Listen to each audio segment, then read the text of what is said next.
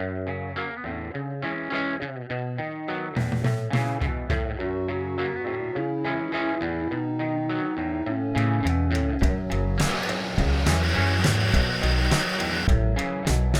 Panda's in such a kerfuffle, I'm helping him a little bit. So doing the belt drive at the moment, putting the clutch in it, and just going to do what I can to actually get the thing somewhat close to completion, or some kind of completion.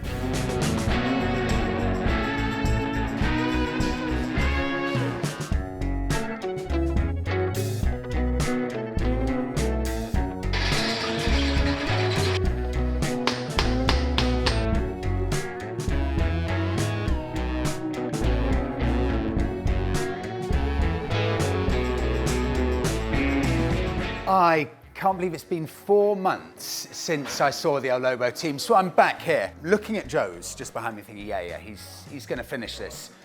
Looking at Panda's, yeah, I'm not so confident. The amount of work that Panda needs here to finish this in one day is quite frightening. But it's good to see the Lobo shop thriving away. The Oracle doing his thing, George. It's amazing, but really, honestly, I would give. Panda said he's got a 70% chance he thinks that'll be finished, because both bikes have to be able to ride out on their own steam, but it's great to see it because the amount of work they've all put in over the past week. 3 AM finishes, like getting templates to do all of the fabrication. I bow down.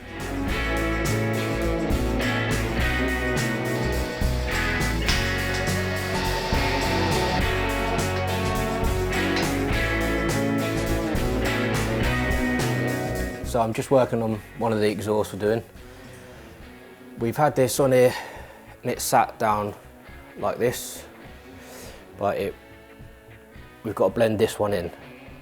So we are raising this header tube higher up to here, so that one can come down and loop round and follow off into the merge collector. We've used pie cuts rather than mandrel bends, so we can make our own angles and radiuses. So we've made this out of stainless 304. I'm just going to make a new spacer in here, and then I'm going to tack it again, so that will leave this front header tube sitting up like this, and then like I said, the second one comes down and loops under, and then there'll be a merge collector coming off here. So a lot of work.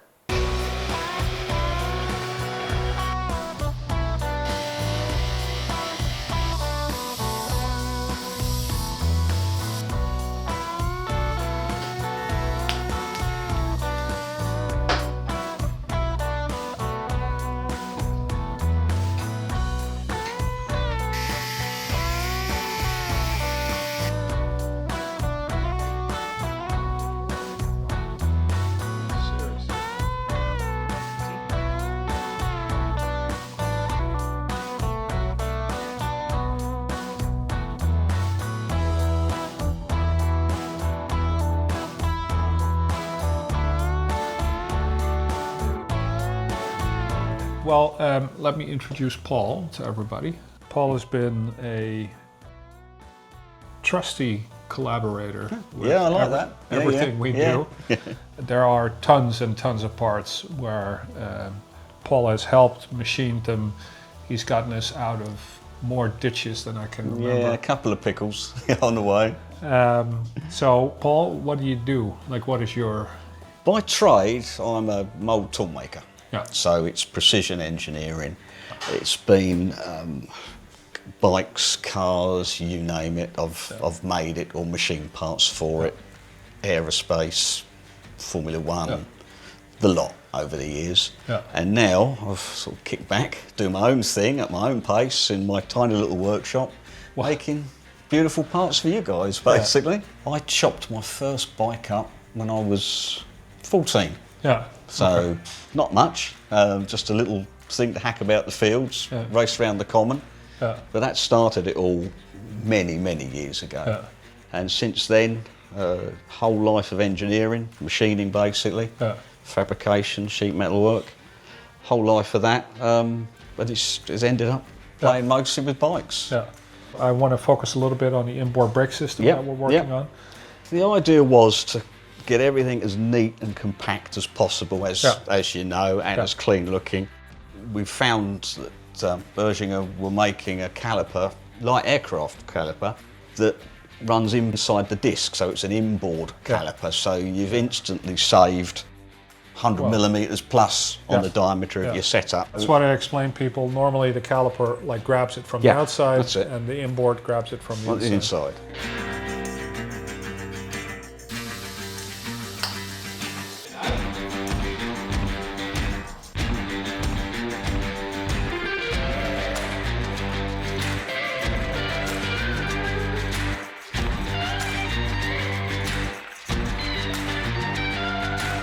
So this is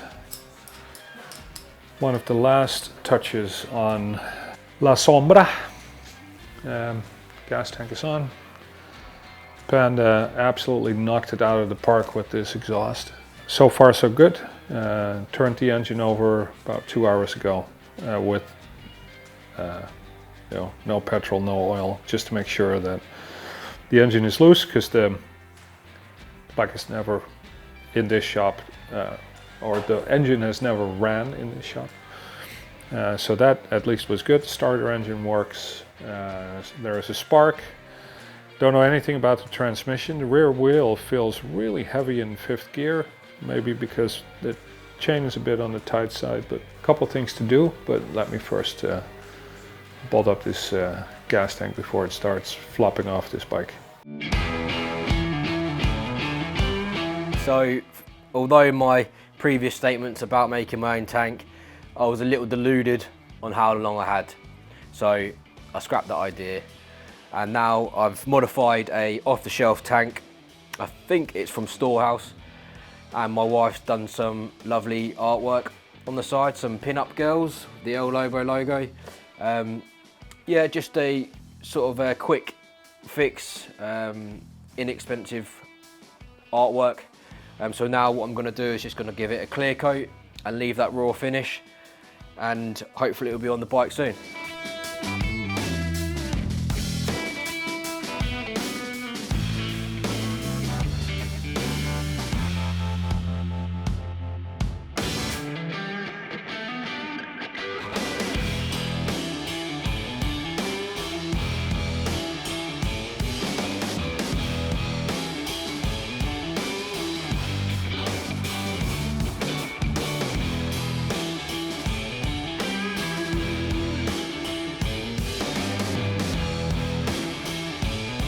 So I'll tell you what, mate, if I steady it in position, at least that way you can step away and get a vision of, hopefully. That's absolutely brilliant, mate. I'm really happy with that. It looks awesome. That's great. It's got a top coat finish as opposed to Joe's one. Comfy. Yep. So that will look like that day in, day out, whereas Joe's will sort of start to age a bit more with wear.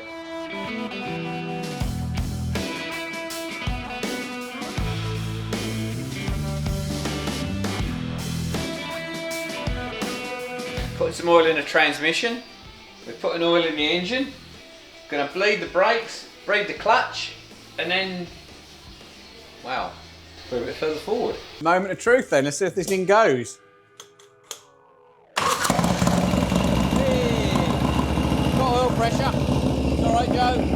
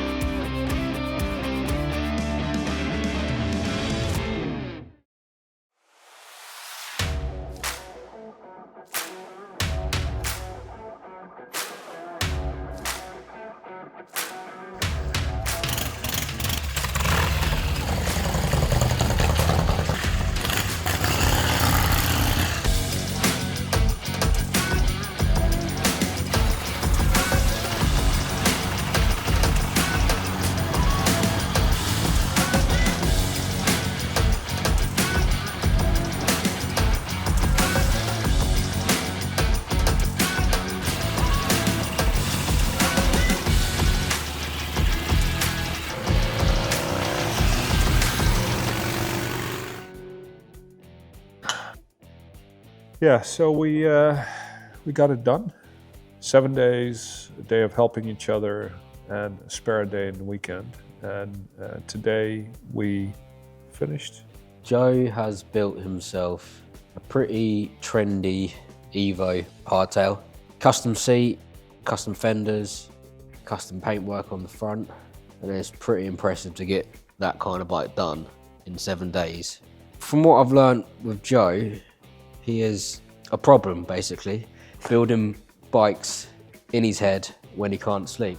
But also that comes with documenting everything he needs until like the last nut and bolt.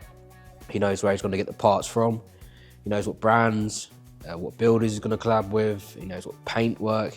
So basically, with Joe, he's got everything ready to go. When the clock starts, he can start going. Very organised, military tactics, I think. But again, it's like a learning curve because now I know that I can do these long days, long nights. When something difficult comes up, I know that I can handle it. So, well, I think Panda's bike is, I think it's all heart, because Panda is one of the best fabricators that I know. And that's not just talking about these bikes. Whenever in the shop we go like, all right, this needs to get done, he always comes up with something that I wouldn't have come up with. It's always original. It's always better than what I expect. And that's what he wanted to do with this bike. He had a gas tank in mind and he had a fender in mind that he could actually execute on had he had the time.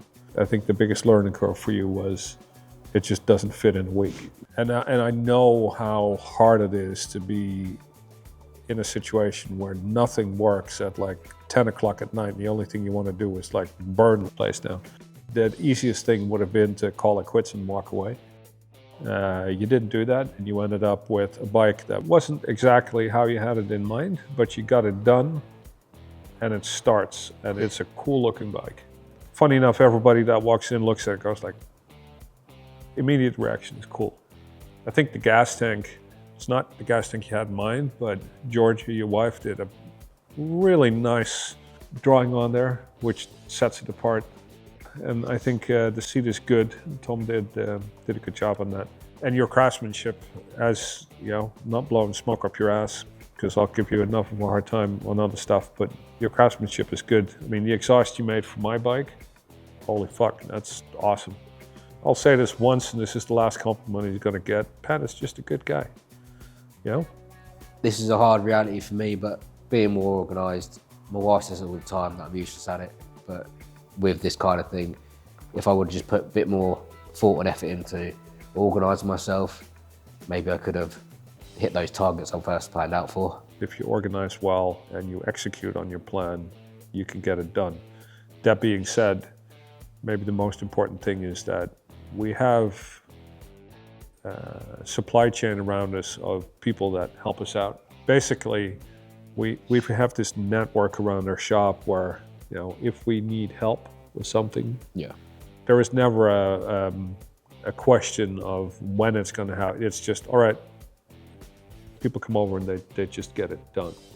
We're blessed to have those people around us, because as much as, you know, we do what we do, we wouldn't be able to do this as good. No, they play a big part. Oh, Everyone yeah. has, like I said, whoever it is, machinists, painters.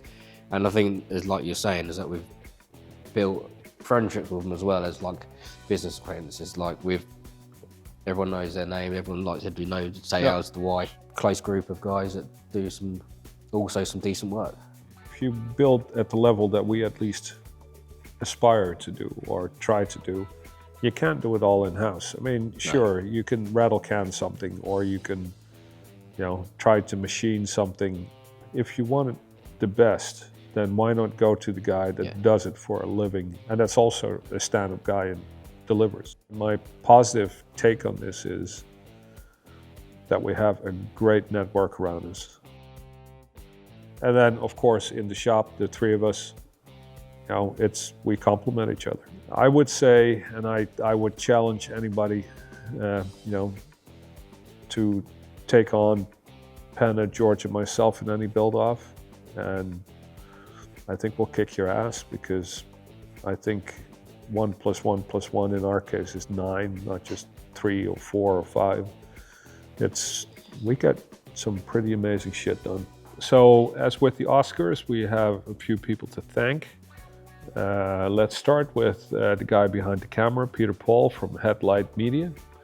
Flown in from South Africa, an amazing guy who also endured an Arctic trip with us. That was quite an experience with a lot of rain, a lot of crankiness left, right and center. And he endured and actually came back to be part of this biker build-up.